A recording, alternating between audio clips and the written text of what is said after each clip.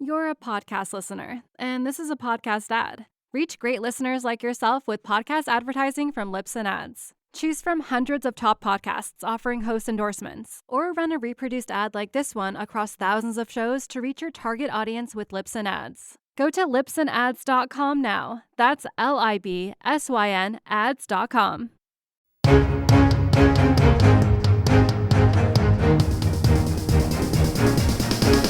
This is the Washington Times front page for Monday, May 20th, 2024. Thanks for starting your week with us. I'm George Gerbo.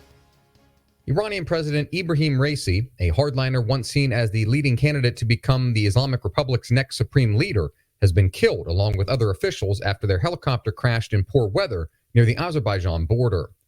Raisi, a 63-year-old cleric and hardliner known as the Butcher of Tehran, had helped oversee the mass executions of thousands in 1988 and later led the country as it enriched uranium near weapons-grade levels and launched a major drone and missile attack on Israel. Mike Glenn reports harsh weather conditions, especially thick fog, made the operation difficult for rescue teams armed with drones and search dogs before the remains were found, according to state-owned media. Among the dead were Iran's foreign minister, the governor of Iran's East Azerbaijan province, other officials, and bodyguards who were returning from a trip to Azerbaijan. Tom Howell recaps the week that was in former President Trump's hush money trial, where throngs of reporters and some members of the public have crowded into a Manhattan courtroom. Action inside the courtroom is not televised, so the only images most people see are from courtroom sketch artists and still photographs of Trump at the start of each day. A small number of seats are available for the public, with additional members of the press and public lining up outside to enter an overflow room where video screens stream the action. The trial could be completed by Memorial Day, though that timing remains fluid. EcoHealth Alliance had been working with Colorado State University on a federally funded lab in Fort Collins, Colorado, to study zoonotic diseases.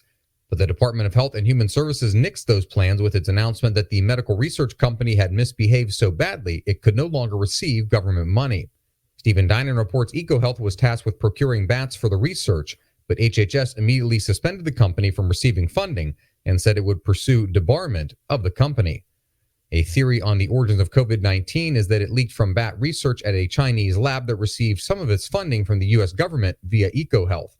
The firm insists it wasn't paying for risky gain-of-function experiments, though an inspector general dinged EcoHealth for failing to properly report a worrying development with the research that it was funding. National security correspondent Ben Wolfgang recaps the recent Special Operations Forces Week convention, where trailer-mounted shelters, mobile command centers, and other tech were on display. Across the Tampa Convention Center floor were examples of cutting-edge products that military officials say represent the kind of innovation that has kept U.S. Special Forces and their private industry partners a step ahead of their adversaries. And finally, in Thailand, 2 years after the country's military-led government decriminalized cannabis, its elected civilian prime minister has announced he wants to end legalized recreational use by the end of the year. The prime minister is proposing to reclassify cannabis as a Category 5 narcotic, making it illegal to produce, sell, import, export, or possess. Thailand was the first Asian nation to legalize cannabis for medical use in 2022. Critics say the market has virtually no regulation and are concerned about drug abuse and crime rates. Find all today's front page stories at WashingtonTimes.com/front page or on the Washington Times app, and find us wherever you get your podcasts. You can also find us on social media at Wash Times for breaking news, sports, commentary, and more. For the Washington Times, I'm George Gerbo.